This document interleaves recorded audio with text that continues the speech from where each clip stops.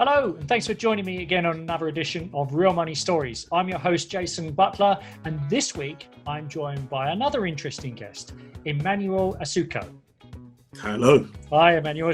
First thing, I got your surname right. Thank you for that. Yeah, no, all good, all good. All important to get the person's names right. Look, before we get into your backstory, do you want to just tell anyone who doesn't know what you are? Because you're a bit of a social media sort of superstar, really, a bit of a sensation, aren't you? Trying to be. So, yeah, I have a platform on Instagram called the Eman Effect, and I basically share ideas. I do quite a lot of rants. Surprisingly, I feel sometimes I'm a bit rude, but Really? people seem to enjoy my style of financial education. I guess it's not the typical. So it's strident opinions. Is that how you Yeah. describe it?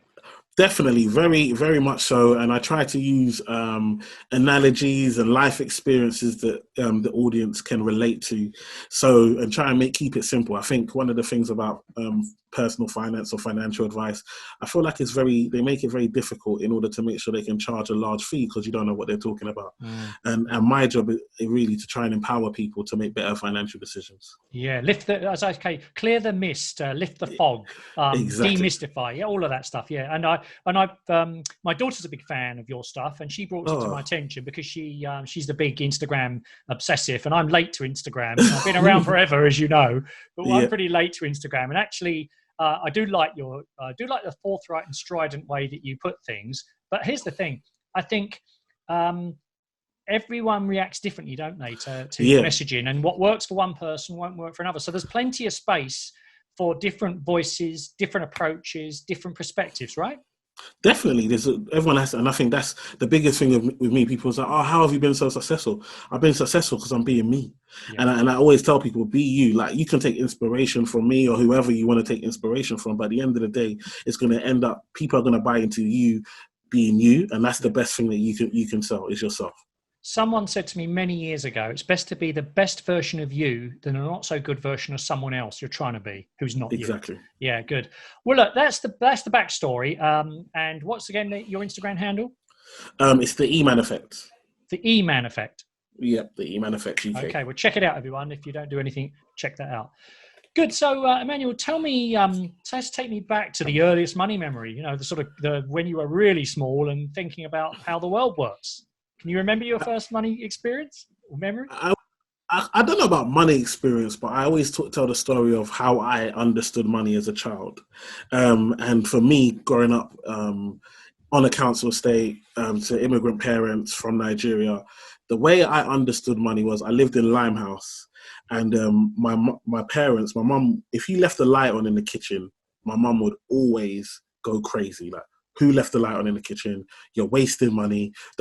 Money doesn't grow on trees. It's really expensive. But living in Limehouse, it's really close to Canary Wharf. So I used to look out of my window and I used to see all these big skyscrapers at 11, 12 o'clock at night. all the lights are on. And in my mind, that meant that they must be rich because I can't even leave the light on in the kitchen and they can leave the light on all the floors in the buildings when nobody's there. And that was how I really started to kind of understand money and value. And that's what kind of led me to originally wanting to be working in finance. There is an interesting thing, because my mum used to say the thing, money doesn't grow on trees. A lot of our money values, money beliefs, money scripts, if you will, are inculcated in us and developed as we're children, right? Because we're malleable, did your mum, obviously doing it for the right reasons, because money was probably not, it was a bit tight and difficult, like my mum was, we used to have a meter, and if we were watching a film, we didn't know if we didn't have another 20p, we couldn't finish watching the film, right? Run out of electric. People don't believe that. But I'm wondering if your mum's messaging, done for all the right reasons and done from a place of responsibility, did that in any way cause you to develop a what we call a scarcity mindset, a kind of like a fixed view that there was only so much money around, or did it actually empower you to think, actually, I need to create my own future? Looking back, the question, I think it's a bit of both. So I definitely felt like money was limited and there wasn't much, and especially people that lived on my estate, they didn't have much money. Like I wasn't surrounded by people who were affluent. It was everybody who was just hardworking and trying their best, but didn't really have it. But then it also inspired me to want more. to get out of my situation. I want to bring change to my situation and look at myself and say, what can I do? If I'm not happy with where I am, what can I do to better it? And that's kind of what drove me to, really try and work hard. All right. So when you were young, there was the obviously obsession with turning lights on. Got that? Yeah. As you sort of primary school, did you ever do anything to earn money? Did your mum give you pocket money, or were there little chores you did, or was there any little projects at school you did about money and making things and building stuff and that whole idea of financial acumen? Was there anything going on there? Funny you say that. Not a thing. I didn't know what pocket money was until I went to secondary school, and everyone said how they got pocket money, and I never got pocket money. No. I never ever had anything like that. I never got paid. I had to do chores. I never got paid for them though. No. The concept of being paid to do a chore for me was like so unbelievable, because it was just it was standard. We had to iron our clothes, we had to wash the plates, we had to hoover the house. Yeah. And that was just so, if you didn't, you were a bad child and you get in trouble. There was never a reward system or a working hard to get something. It was just, this is what you have to do. And of course, there is an issue. There's a cultural difference, because a friend of mine, Abraham Okunsanyu, who's in a previous episode, he runs Timeline, a company I invested in. He's from Nigeria. And he said the cultural approach there to there was certainly no namby-pambying of children. He said there was none of that. There was like, this is how it's going to be, and we all chip together. So there's a different cultural aspect there. How did that? I suppose obviously in Limehouse, East London, it's a real mixing pot of it's I call it United Nations, right? It's like United Nations. There's everyone, and anyway, I grew up with all sorts in South East London, so I know what it's about. I was born in Lewisham, so I miss the diversity, right? Yeah. But the point is that how did your cultural heritage and your parents' kind of attitude to sort of the value of money and the value of things and lifestyle, how did that come to? How did that interact with all the experiences you had then when you first joined secondary school? Because presumably someone had the nice trainers, some people didn't. That kind of stuff. And this is why I always talk about poverty scars and issues there. Because for me, I didn't get a nice pair of trainers till 15, which was year 10. And it was the worst. So I used to get teased, bullied, and I used to always wish to, get out of this situation we got. I used to hate going to school because I always wore the worst outfits, and I was one of them things where if I would do things like play football with my school shoes. Other people would get new school shoes. My mum would put glue on them, put them underneath, something heavy, and then I'll be wearing them the next day. That's where I was coming from. So it was really like money was something that I just hated my situation, because it felt like everybody was enjoying money, everybody was living it, and I just couldn't get none of it. Now, as a teenager, it's a difficult time in everyone's life, because you're growing up, you're finding your identity, you want to connect with people, you want to be accepted. How did that influence your sense of identity, self-esteem, and security? Because if we don't feel secure, if we don't feel we belong, it can really affect us, can't it?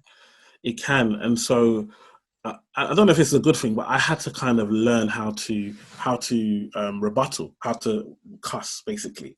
So we would basically I'll be put down, and it was like, do or die. It's a boys' school. So you either come back with a comeback, or everybody just laughs at you. And in the beginning, I just used to let everyone laugh at me and so forth, until I learned how to come back, how to defend myself.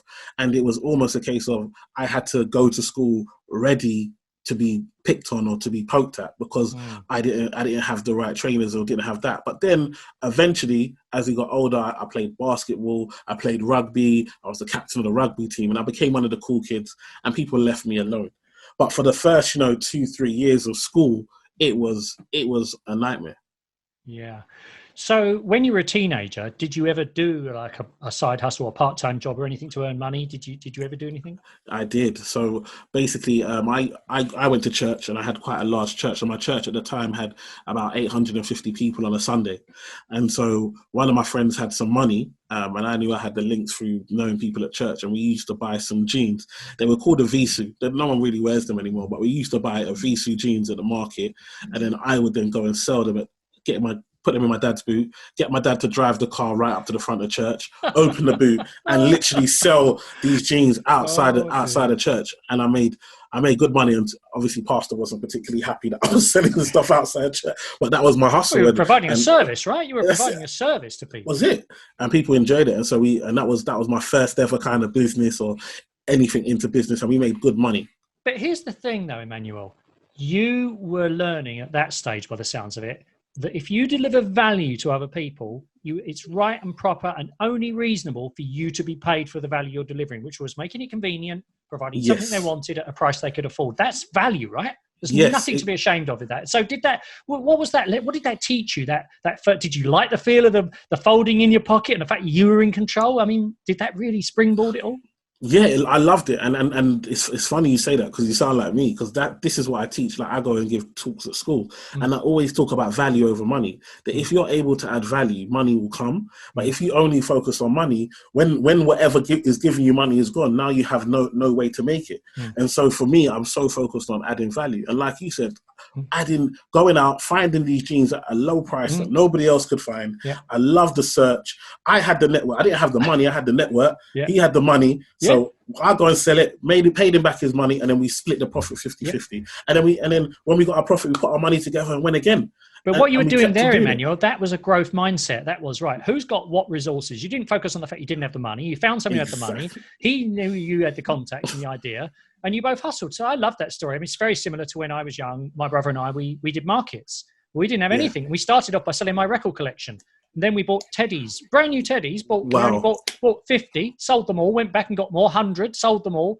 And we had a great time. And in fact, we didn't even have, the awning that goes over the top of a thing, a market store, in case it... We went and borrowed the tarpaulin that was over some sand on a building site, which was great until, of course, the sand started dropping on top of us as we were... That's another story. So look, putting aside our early careers, it sounded like they were very similar. What did you do? You got through school. What was the focus? Did you think about what you'd be doing after school? Was there a career path, or did you think it was education, or was it going to be hustling, business? What happened then?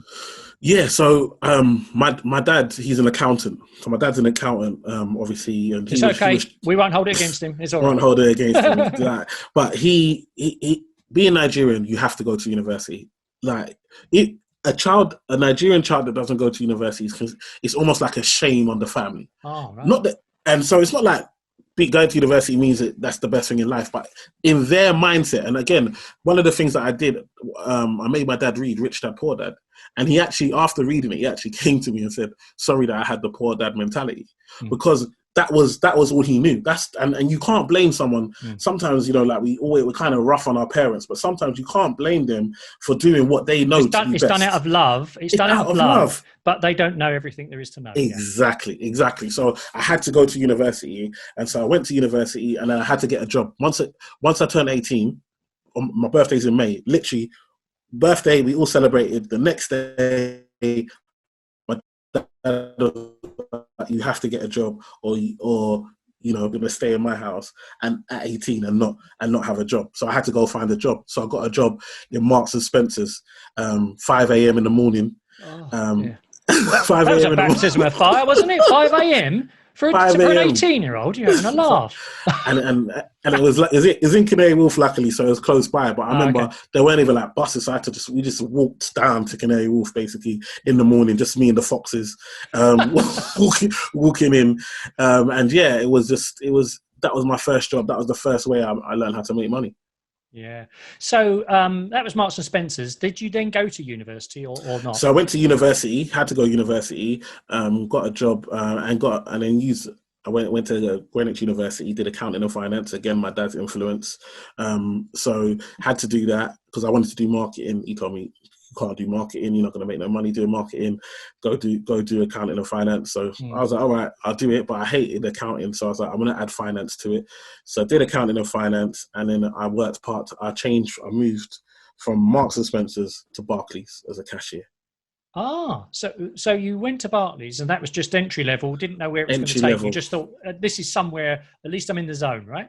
Exactly. And that was the thing, and that's what I always tell people. I wanted to be in these buildings that I saw, but I didn't know how. So I was like, any way I can get in, I'm going to get in. And so I use my experience from working in Marks and Spencer's to get a cashier job in Barclays. And that's how I got in. Yeah. So here's the thing. You get a job, even if it's not glamorous, it's not where you want to be. And then you use those skills, you develop them, you prove your worth, and then you get the better job. And then you get the better job. You don't start at the top and work your way down. Yeah. Okay. There's always a way. Exactly. All right. So Barclays, tell me about the Barclays years then. What happened then? What happened next? The Barclays years were amazing. So I went into Barclays and I've got my mentality, you know your contract. I start at 9, finish at 5. So they used to have morning meetings at 8:45. I won't go to the morning meeting. You're not paying me from 8:45. You're paying me from 9 o'clock. Yeah. I'm gonna get in at 9 o'clock. But obviously at 9 o'clock, everyone's coming in. So I'm coming in with the customers that are queuing in and so forth.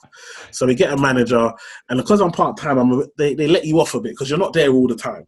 So they let you off a bit. And you were still studying at this time, right? I was still studying, doing my degree, still studying. Yeah. And then got a new manager, and the new manager, he really liked me, but he felt like I wasn't putting in the right effort. And so he told me, if you're on time, you're late. That changed my life.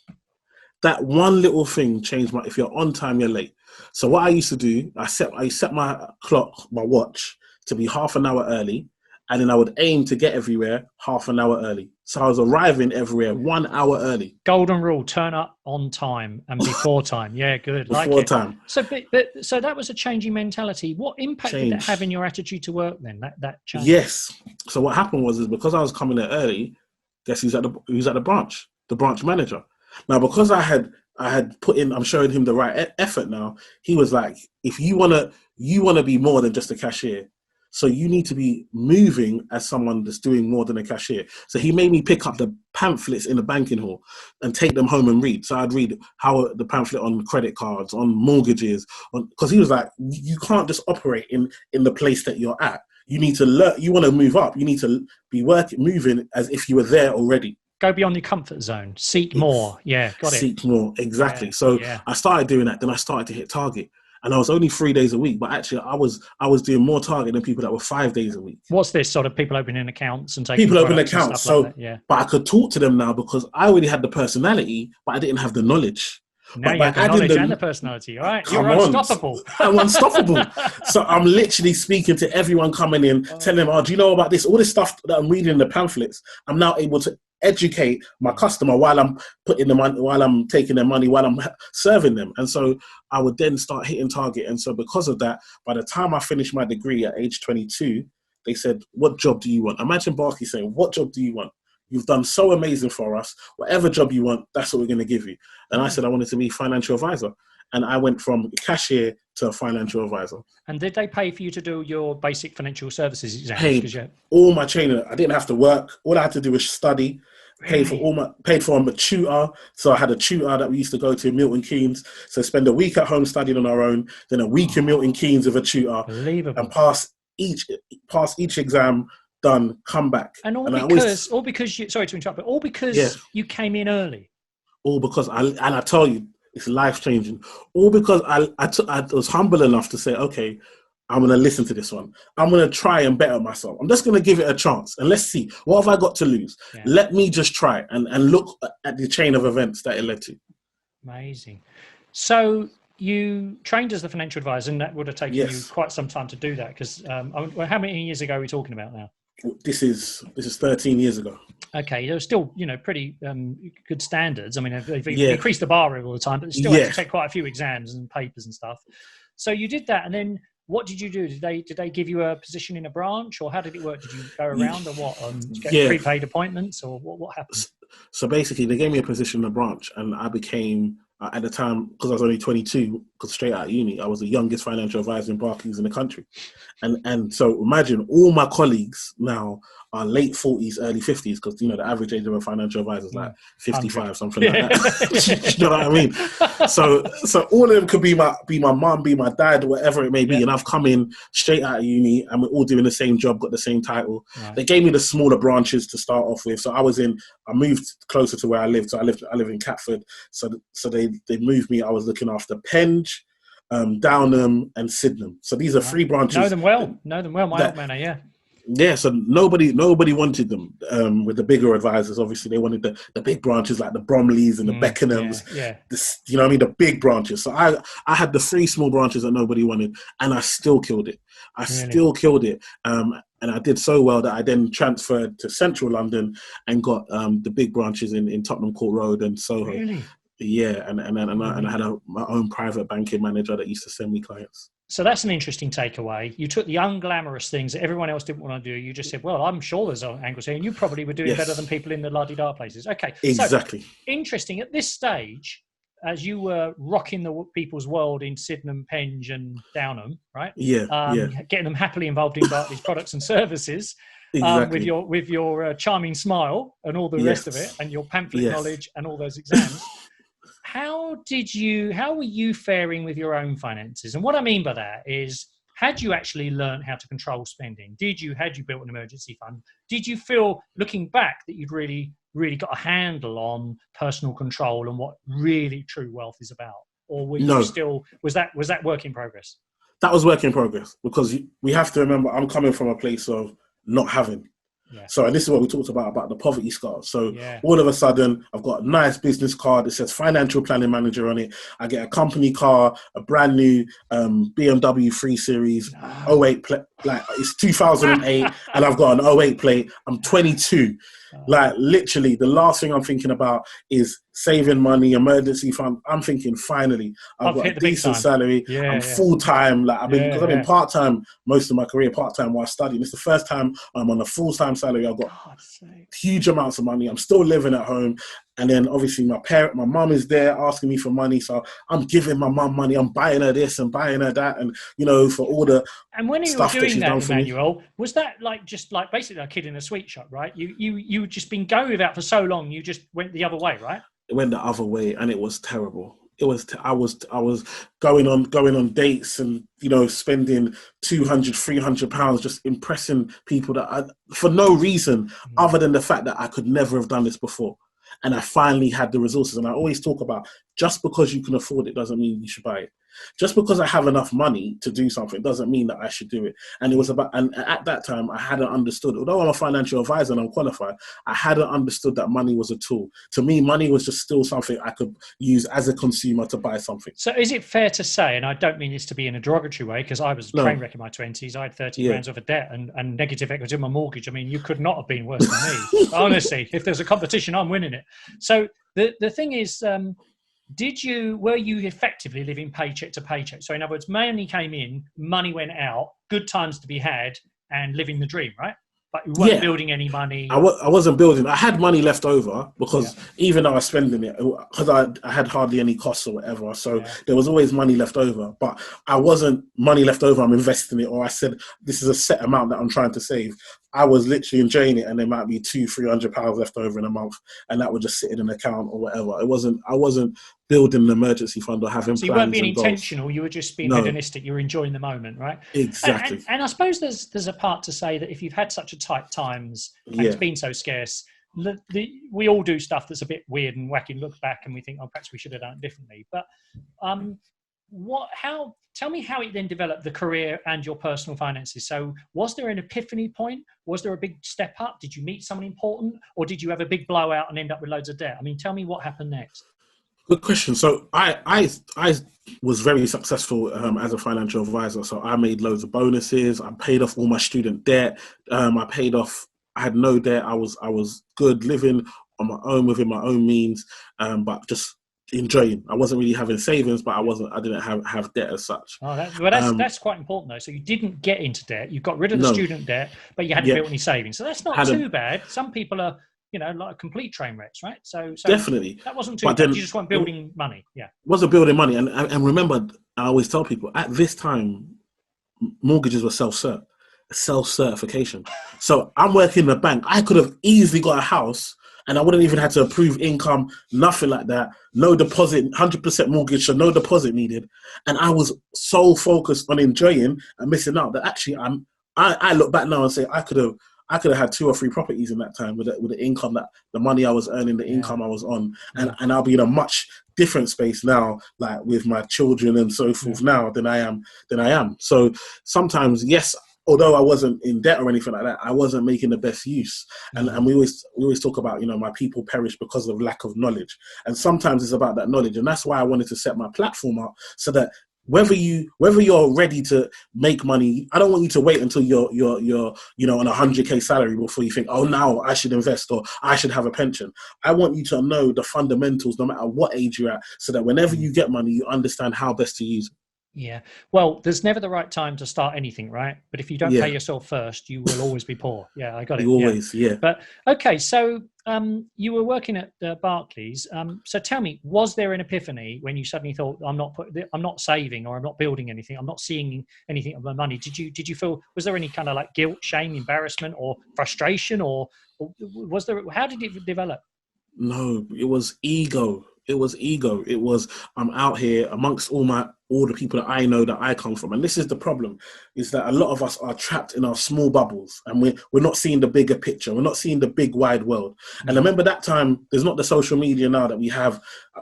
It was mainly Facebook, and nobody really liked Facebook, let's be honest, that time. Yeah. So there wasn't the social media pressures. So you were just cool to the people that you knew.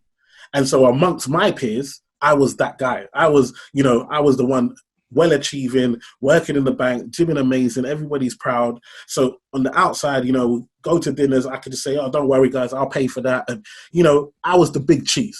Yeah. And so in my mind, that was all that was important. But actually, I was really suffering. Right. So when you say, it sounds similar to what I had as well. Outwardly, it looked like you were doing okay because you were consuming. You could consume lots, and you were probably being sharing and caring with other people. Exactly. But you weren't accumulating, and you weren't doing the things that you needed to do.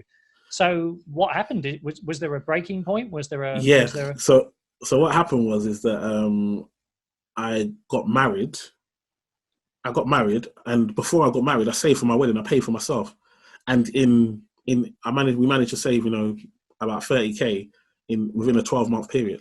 Really? And I'd never saved this money before. And I was like, I was speaking because I saved with my best friend, who's like my cousin, and he was like, wait, how have I done this? I've saved money for a wedding, and now we've had the wedding, the money's gone, and obviously paid for the wedding, because African weddings are like 500 people, and it's just, they're a big affair, It's like a big affair, wedding, same thing. Like Asian, So it was huge. So the money I'm surprised was gone. I didn't get an invite. Exactly. So it was one of those things that I thought to myself, this is crazy. I've done all this, but then I carried on, and then I got made redundant, and this is what changed. I got made redundant, and it was the first time in my career that I didn't have no money. I had no job. The income just stopped, and it was like, when I got made redundant, it was like 2012, 2013. I got made redundant, and at that time, in the industry, they moved away from, there was this thing called RDR. Yeah. So basically, all the banks pulled out of offering financial advice. Yeah, because the rules got a lot tighter, didn't they? The rules got tighter, so there was no more commission, and so because of that, now there were no more jobs. And that's when I realized that living on one income is just, it's a full sense of security. And so I only had the one income. It got pulled away from me. I had to take a job, and I took a job that I was like 30,000 less than what I was on making before. Right.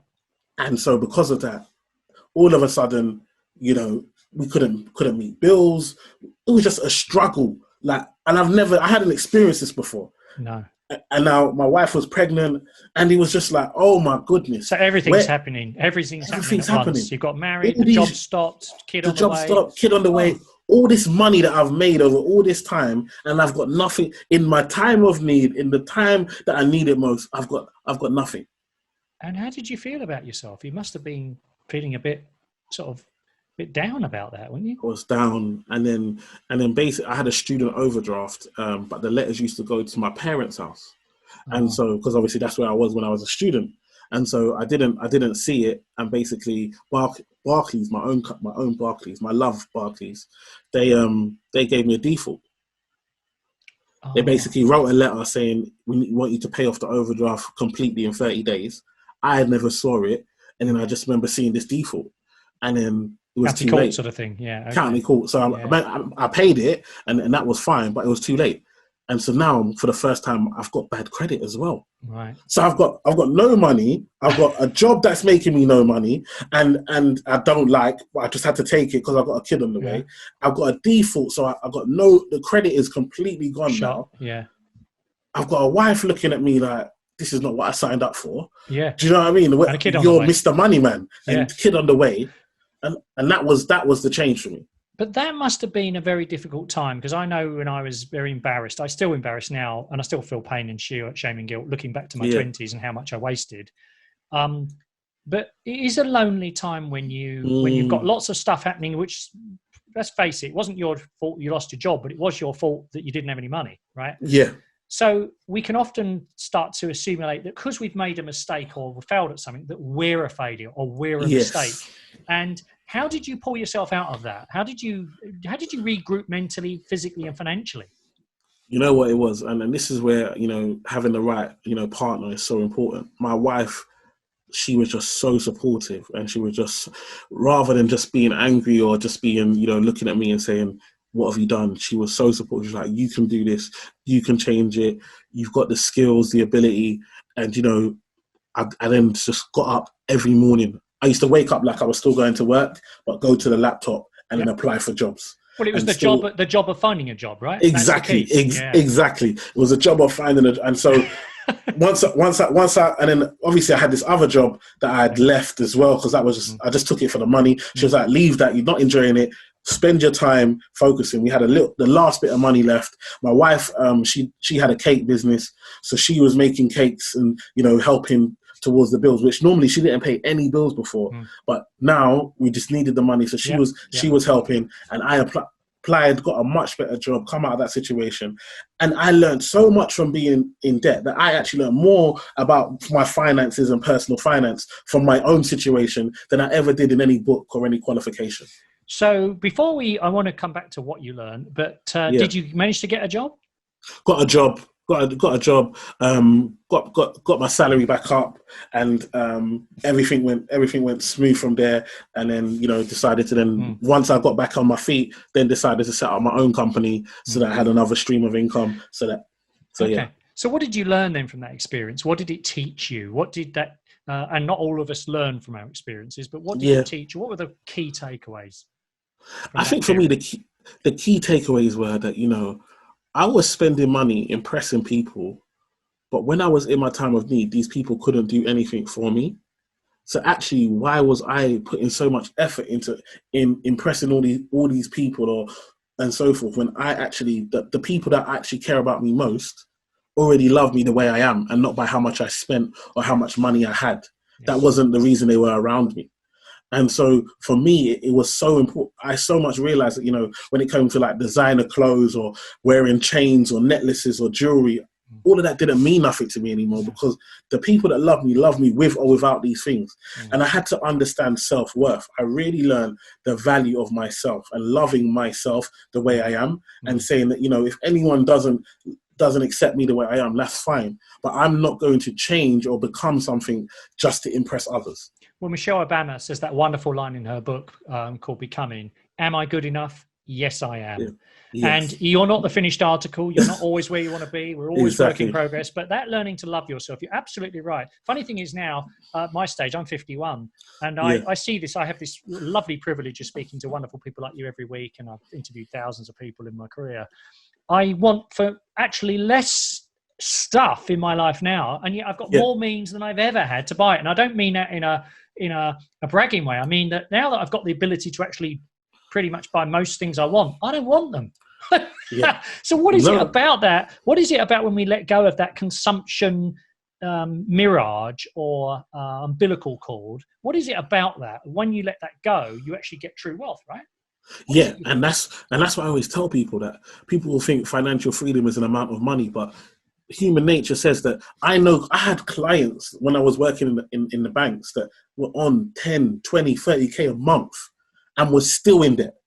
We're still in debt because they needed a bigger mortgage. And they needed a bigger car. And they weren't no happier. I met millionaires who I would sit down, I'd be like, people wish they could be you. And they would be like, Emmanuel, if you know the pressure, if you know the fear of my life, and I'm thinking to myself, wow. So it really does show you that money can't buy you happiness.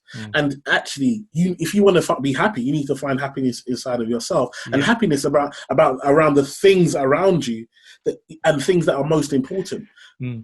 Well, when you're singing in church or with your people you love, I know it's a bit difficult at the moment with coronavirus, but there's nothing better than, I remember when I was lived in Lewisham, my friends were in a Pentecostal church, and even though I'm an atheist, one of the most joyful experience I ever had was in a Pentecostal church, right? You know, where there was amazing singing. That didn't cost any money, right? No. And you'll never get more joy in your heart than singing with other people in a loving environment.